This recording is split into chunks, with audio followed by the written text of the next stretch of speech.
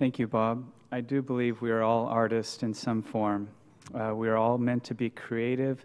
We're all given unique individual talents and abilities. And I feel so fortunate to have found mine at such a young age.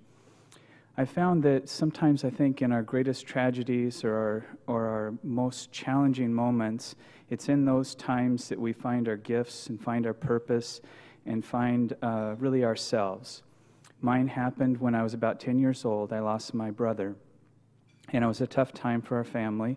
We lived out in the country in northeastern Washington, and I was fishing on the Pondray River, and I remember finding this clay, this natural earth that was in the bank, and I pulled it out, and it was creamy, and I started playing with it in my hands, and my fishing pole went off, and so I went back to my fishing, and that clay dried hard in the sun, and it left my fingerprints in it, and so was captured my heart and my passion and my future in that clay. And I started sculpting more and more animals, and it became a way to escape. When I sculpt, it's like I lose myself in this creative process, and the right brain takes over, and I just experience euphoria, I guess is all I can say. And through that process, I began to heal, and then I started celebrating as my talents started to get better and better over the years. My intuition for living in that creative space began to really foster.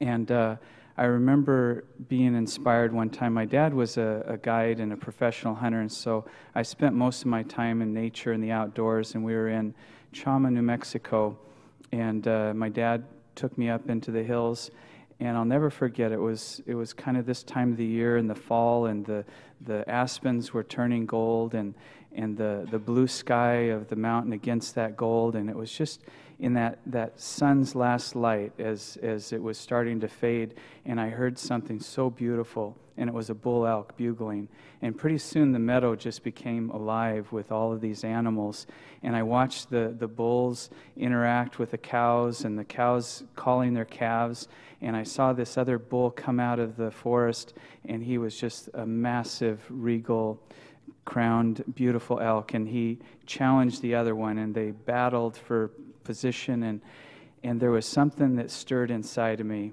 and it was just like a call to respond, and inspiration affected my heart and soul, and I had to do something about it. I had to release it. I had to somehow retell the story that captured my heart. And so the medium that I knew was clay, and so I started sculpting elk and all of the animals and things that I loved. And I wanted to even become more immersed in it, and as I started to grow and I was in my teens now, my dad was always, we were in the hunting industry and everything, and so I started doing taxidermy. And I came to Oregon and started learning from one of the nation's best in Beaver Creek, Oregon at that time.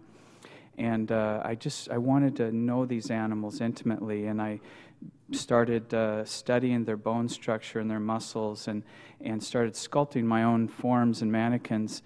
And I like challenges, and so I started competing.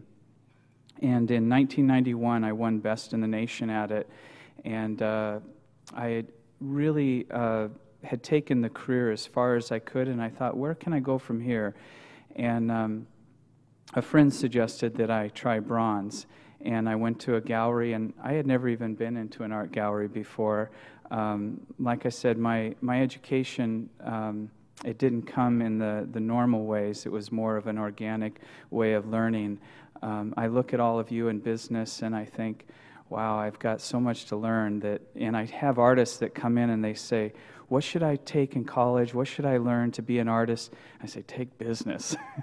Because if you want the luxury to be an artist, you need to understand business, which I didn't have. I learned the hard way. I learned through trial and error and making lots of mistakes. And I've learned to embrace making mistakes because it's the way I learn. And it's in those challenging times and the frustration and hitting up against a wall, trying to figure out, how do I get around this? How do I overcome this obstacle? And I think that all of you can agree that we are in a challenging time right now, and in business and in the economy.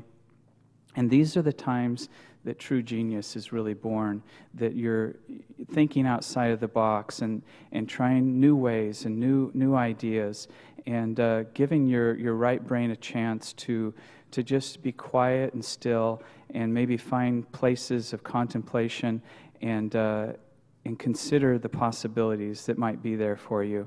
And some of the people that I've sculpted, I've noticed that there's a reoccurring theme, that perseverance is a key, and that overcoming obstacles, and the people that we celebrate and the people that we create monuments to were visionaries, and they thought outside the box, and they thought of a future that could be, and they were inspired, and they had a purpose and a determination that took them beyond the rest. And so as an artist and as a creative person, that's what I do, is I open myself up to what the possibilities could be, and I allow my hands to have this experience and create something tangible that tells the stories of these people or these animals or whatever it is that we are celebrating.